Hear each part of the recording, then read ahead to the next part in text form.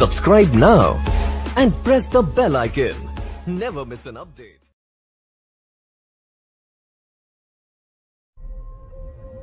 Hello दोस्तों, आज हम आपको लिए चलते हैं विश्व की सबसे लंबी नदी नील नदी, जो कि अफ्रीका महादेश में बहती है।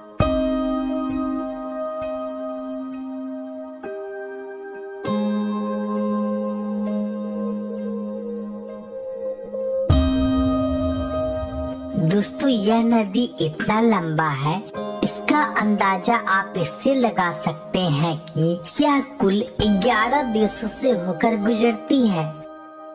तो आइए दोस्तों, संसार की सबसे लंबी नदी नील नदी के बारे में कुछ महत्वपूर्ण जानकारी आपसे साझा करते हैं।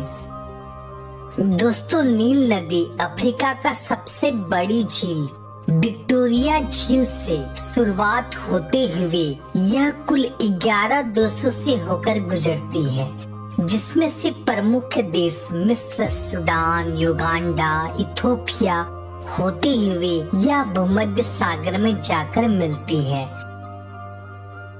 दोस्तों, अगर लंबाई की दृष्टि से देखा जाए तो इस नदी की कुल लंबाई 6650 किलोमीटर है। दोस्तों, ये तो बात हुई लंबाई की। अगर इस नदी की चौड़ाई की बात की जाए दोस्तों, इसका अधिकतम चौड़ाई 16 किलोमीटर से ज्यादा नहीं है और कहीं कहीं तो इसकी चौड़ाई ओनली 200 मीटर से भी कम हो जाती है। दोस्तों, साथ ही इस नदी की कई सहायक नदियाँ भी हैं, जिसमें से प्रमुख है श्वेत नील एवं नीली नील है। दोस्तों, आपको जानकर हैरानी होगी, यह नदी अपने मुहाने पर 160 किलोमीटर लंबा और 240 किलोमीटर चौड़ा विशाल डेल्टा बनाती है। दोस्तों, यह नदी इतना महत्वपूर्ण है, इसका अंदाजा आप इससे लगा सकते हैं कि इतिहास में बड़े बड़े नगरों का उद्यान इसी नदी के किनारे हुआ था, जिसमें से एक महान सभ्यता है मिस्र का सभ्यता। मिस्र का सभ्यता में नील नदी का अहम योगदान। दोस्तों, मिस्र की सभ्यता विश्व की सबसे प्राचीन सभ्यताओं में से एक है। यह सभ्यता नील नदी के किनारे ही फली फूली थी। दोस्तों, इस नदी ने प्राचीन मिस्र सभ्यता को काफी प्रभावित किया है। प्राचीन मिस्र वासी पूर्ण रूप से इस नदी पे ही आश्रित थे। दोस्तों, जैसा कि आप जानते हैं, मिस्र का ज्यादातर हिस्सा रेतीले एवं बंजर भूमि है, लेकिन नील नदी के आसपास की भूमि बहुत उपजाऊ मानी जाती है, जिसके कारण है नील नदी का बाढ़।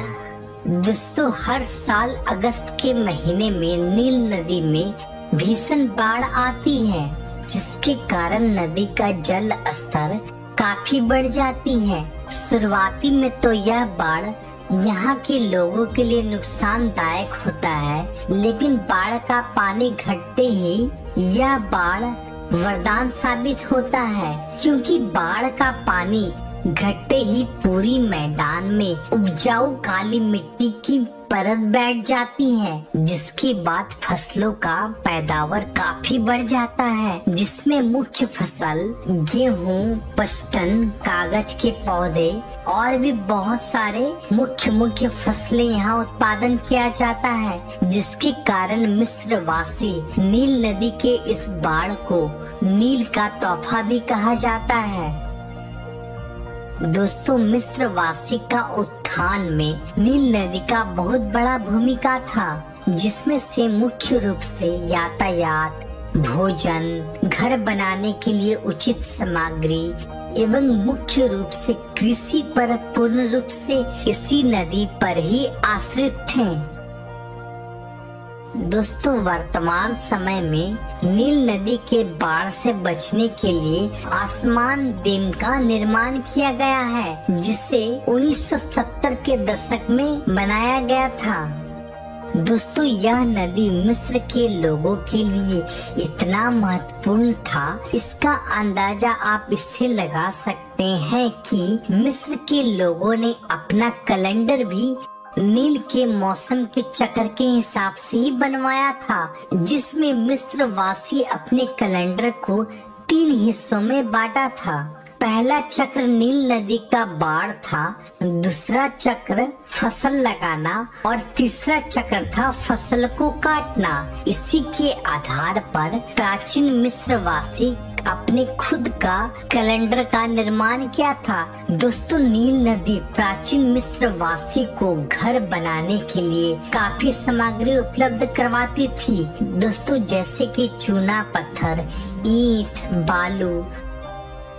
दोस्तों नील नदी का दक्षिणी भाग भूमध्य रेखा के समीप स्थित है, जहां वर्षा बहुत ही ज्यादा मात्रा में होती है, जिसके कारण से इस क्षेत्र में सावना नामक उष्णकटिबंधीय घास के मैदान पाए जाते हैं। साथ ही यहाँ पर गोंद के पेड़ भी बहुत ज्यादा मात्रा में पाया जाता है।